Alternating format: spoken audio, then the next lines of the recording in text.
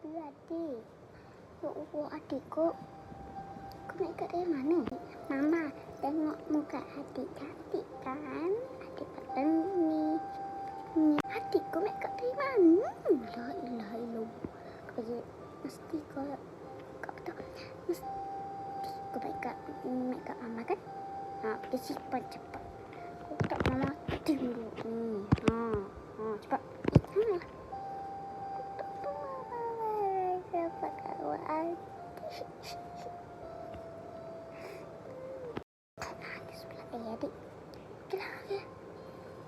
Biar mama simpan je. Nak pun. Ya. Cepat. Ya. Tak apa, adik saya tersikit je.